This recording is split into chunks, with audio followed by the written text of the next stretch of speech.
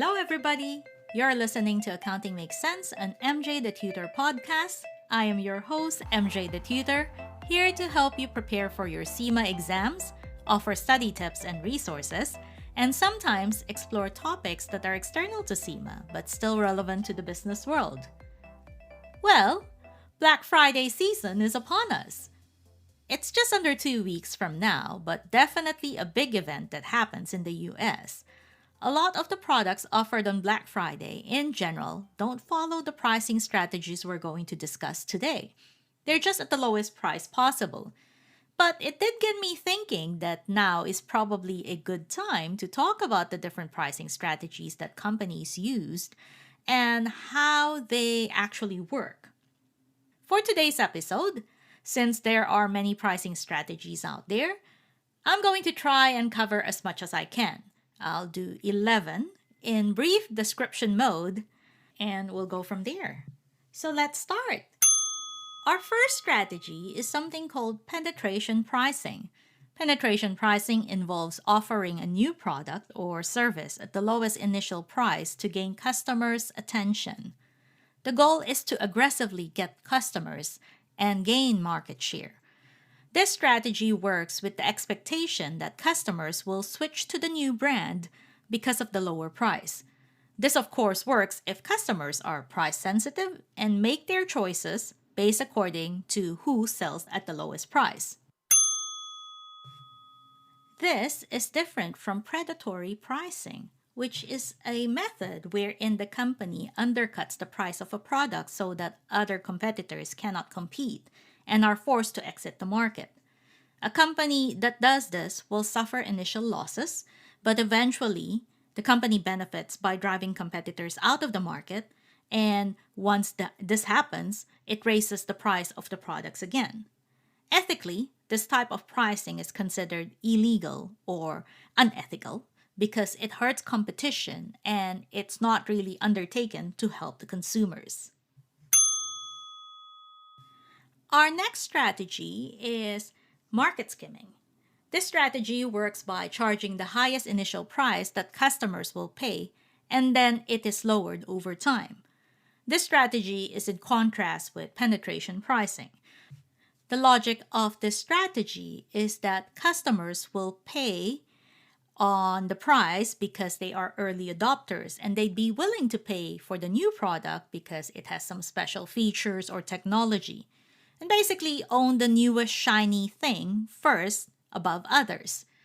As the demand of the early adopters is satisfied and competition starts entering the market, the price is then lowered to attract the next level, more price-sensitive segment of the market.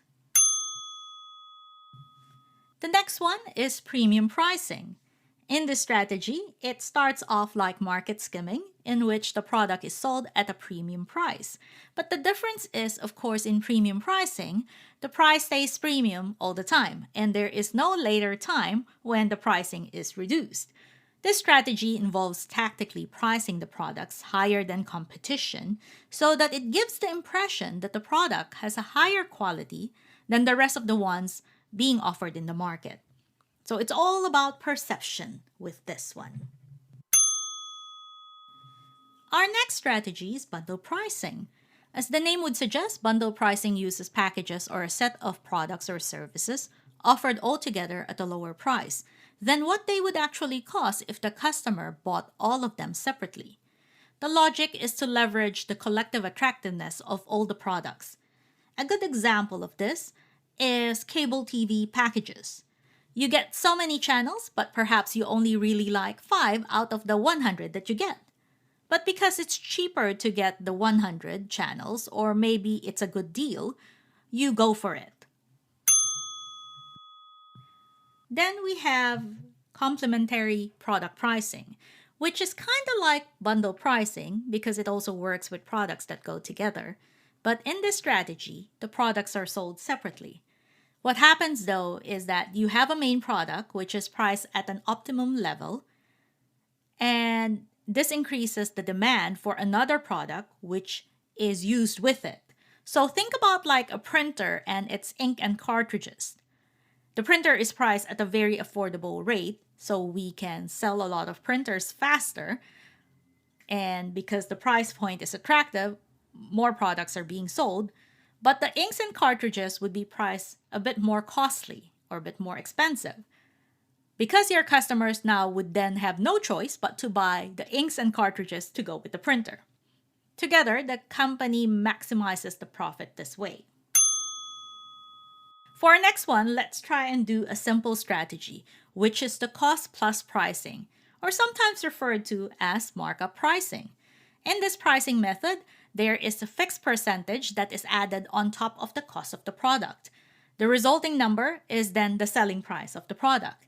Simple, right? Generally, the percentage is something that would already be in your head to tack onto the cost of the product. Now, let's go on to price discrimination. This strategy looks at identical or largely similar products or services, and then these products are sold at different prices by the same company in different markets. So an example of this is like your Microsoft Office suite being offered at regular prices to regular consumers. But Microsoft also has a different pricing when it sells the suite to students and education professionals. A subcategory of price discrimination is volume discount pricing, which offers different price points based on the volume of products being sold. If a customer buys over a tiered amount or level of quantity, then the price of the product changes to become cheaper. This encourages customers to buy in bulk, especially since the products become cheaper with a higher quantity or volume. Next up is odd-even number pricing, or sometimes referred to as psychology pricing. In this pricing strategy, the understanding is that certain prices have a psychological impact. So think about prices which are often expressed as just below numbers. So something like $2.99. This could be seen as under $3 or under $5. As the name suggests, if the price ends in an odd number, then it is referred to as odd number pricing. And when it ends in an even number, then it is called even number pricing. Lastly, let's talk about target pricing. This is more of a process where we estimate a competitive price in the market and apply our standard or preferred profit margin to that price in order to arrive at the maximum cost that the new product can have. We then try to create the product within the maximum cost that we've just calculated. So a simple example of this is that we decide we want to sell the product at $10, but we want to make 40% profit off this product, which then means that we can create this product or produce this product in $6. And we have to actually abide by that target cost so that we ensure we maintain the 40% profit that we want. And that's it for this episode. I hope you learned a little bit more about pricing strategies. Happy Black Friday. As always, I thank you for listening to Accounting Makes Sense. I am your host, MJ the Tutor. If you're keen to connect to be updated with the arrival of the next episode of this podcast or find CIMA resources online, please head on over to my website, www.mjthetutor.com. You can also hit subscribe on whichever platform you are using to listen to this podcast. If you want to connect on social media, I'm on Facebook, Twitter, and Instagram under the name MJ the Tutor. So I hope to see you again next time. Ciao for now!